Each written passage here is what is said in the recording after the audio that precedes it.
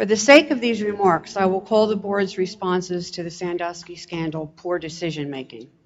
Poor decisions can result in negative consequences, and when these consequences affect the lives of innocent people, a sense of integrity should move the decision makers to right the wrongs.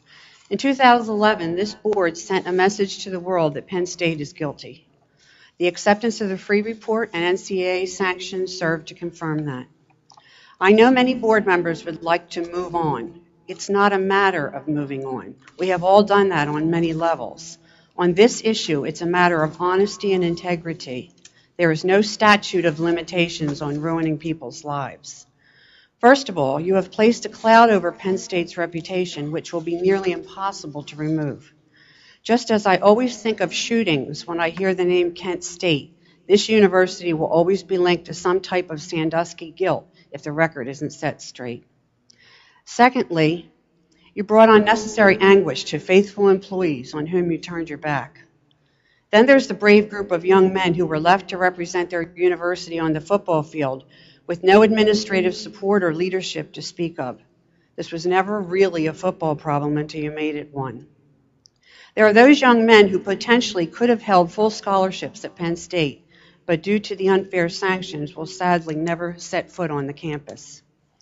There are businesses in town who continue to suffer financial losses because of the bad decisions. There are graduates who have endured snide comments during job interviews.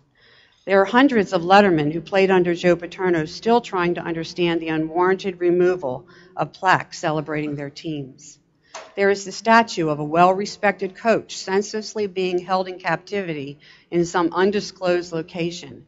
Its absence is a blatant reminder of what you have done. There are those who resent the fact that Penn State's athletic department has been forced to operate this long under the direction of an unqualified athletic director. There are thousands wondering why the tuition should be raised and faculty health care costs should rise when the university is unnecessarily spending obscene amounts of money. There are the alumni who have lost trust in this board. According to Penn Stater magazine, a whopping 84% don't completely trust you. That's not a minority. And then there is a widow who lives on the end of McKee Street, still wondering what she and her family ever did to deserve the kind of treatment they received. Do you have nothing to say to her?